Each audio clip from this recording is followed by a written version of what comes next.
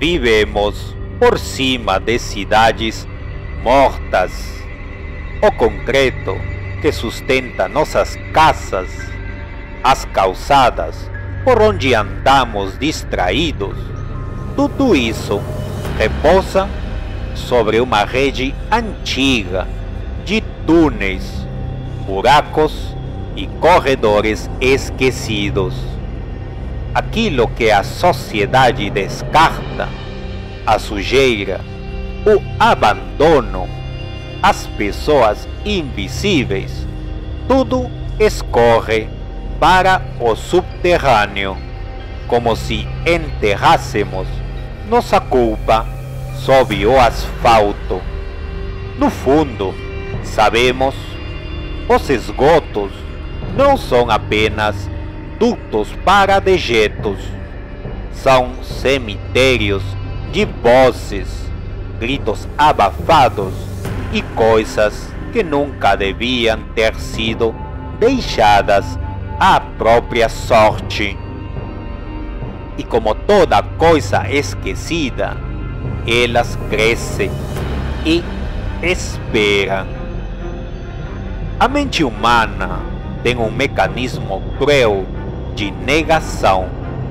Preferimos crer que o horror não existe se ele estiver fora da vista.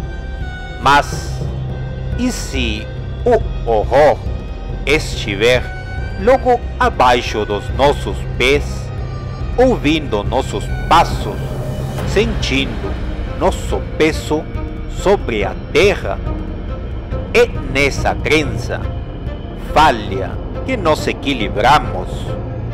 Um fiapo de segurança que pode arrebentar com o menor som, um estalo de cano, um roçar de unha no encanamento, ou o silêncio repentino de alguém que morava na rua e que você nunca mais viu.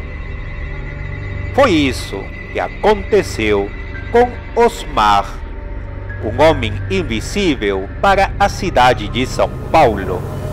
Ninguém viu quando ele desceu e ninguém escutou quando ele gritou.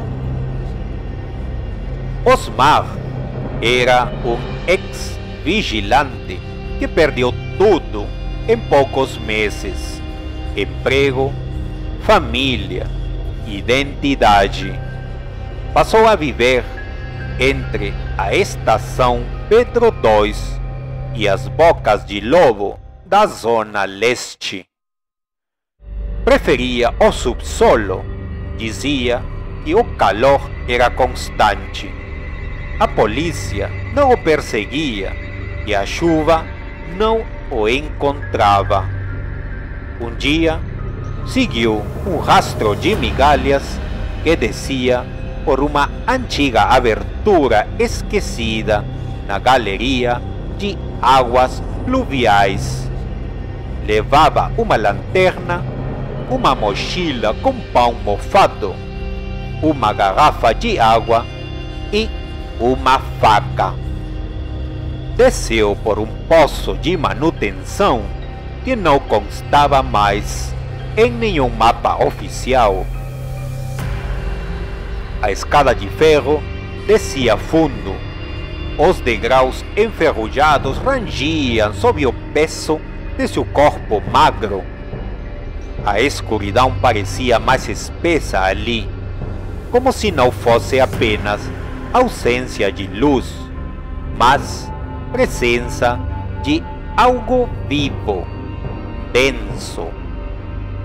O cheiro era indescritível, uma mistura de carne podre, fezes, sangue seco e algo adocicado, quase anestesiante. Ele encontrou o fundo. Ao pisar no chão lamoso, ouviu um som que o fez gelar até a alma. Um farfalhar de muitas patas, um ruído vivo, coordenado, como se a terra estivesse respirando. O túnel se alargava para um espaço maior, uma espécie de salão subterrâneo, cheio de tubos rompidos e estruturas corroídas. A lanterna tremia em sua mão quando os feixes de luz iluminaram dezenas, talvez centenas, de olhos vermelhos refletindo de dentro da escuridão. Ratos, mas não eram como os que Osmar via nos becos. Eram maiores, gordos, peludos, com rabos espessos e dentes amarelados que pareciam facas. Alguns se erguiam sobre as patas traseiras como se analisassem o intruso. Outros apenas andavam em círculos, organizados como sentinelas. No centro do salão havia o que parecia ser um trono feito de ossos, fêmures humanos, costelas, crânios empilhados e amarrados com cabos de fiação elétrica. Sobre ele, um rato gigantesco. Osmar caiu de joelhos, paralisado, os olhos arregalados, a boca tremendo. O rato olhou diretamente para ele e emitiu um som gutural, um grunhido que os outros entenderam como ordem. Não foi uma investida apressada. Os ratos caminharam até ele, devagar, como se soubessem que ele não teria para onde fugir.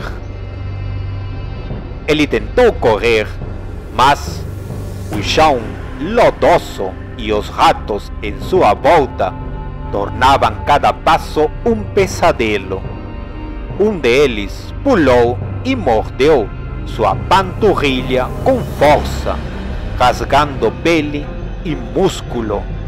Outro subiu por suas costas e cravou os dentes no pescoço.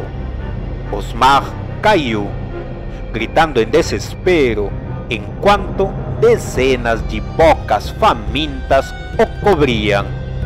A lanterna caiu no chão, girando, iluminando flashes da cena grotesca, sua pele sendo arrancada, os olhos implorando por misericórdia, o sangue escorrendo em rios pelos degraus de ferro.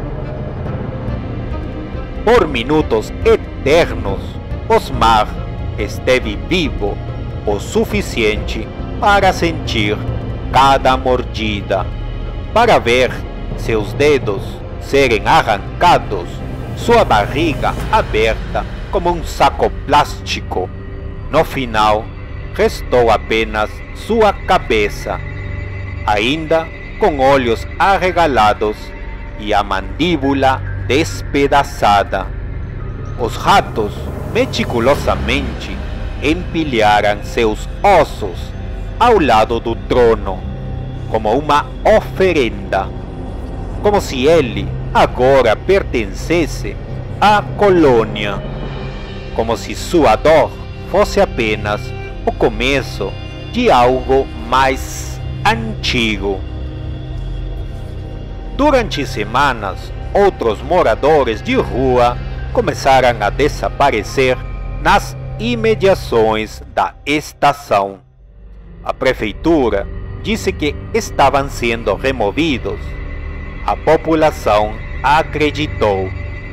Ninguém notou que os bueiros estavam sendo lacrados por alguém ou algo à noite, nem que gatos sumiam misteriosamente ou que o cheiro vindo dos ductos se tornava insuportável após a meia-noite. Um catador, intrigado, resolveu descer no local onde Osmar fora visto pela última vez. Nunca voltou, mas sua mochila reapareceu 2 dias depois, limpa demais, dobrada cuidadosamente ao lado de um bueiro, com um rato morto dentro. O jornal alternativo chegou a fazer uma matéria sobre a lenda da colônia dos ratos humanos, mas foi ignorado. Um dos repórteres que investigava o caso desapareceu. Seu último e-mail dizia: eles estão organizados. Isso não é infestação, é civilização. As autoridades lacraram a entrada sob o pretexto de risco sanitário, mas moradores próximos juram ouvir toda noite um som abafado de mastigação e passos de muitos pés pequenos arranhando as paredes do subterrâneo. Meses depois, uma equipe de manutenção foi chamada para investigar um colapso no esgoto de uma avenida movimentada. Ao abrirem o túnel, encontraram um buraco cavado de dentro para fora. Lá no fundo, enterrado até o peito no concreto, estava o corpo de um operário. Ele tinha sido parcialmente comido, mas o que mais impressionou foi o que seus olhos pareciam encarar. Uma frase escrita em sangue seco na parede do túnel: eles vão subir. O caso foi abafado. A mídia não noticiou, mas desde então, registros de ataques inexplicáveis, desaparecimentos em bocas de lobo e barulhos dentro de caixas de esgoto se tornaram comuns. Ninguém mais fala sobre Osmar, mas os ratos se lembram, porque eles comem os esquecidos, e no silêncio da cidade que nunca dorme, eles estão acordados esperando.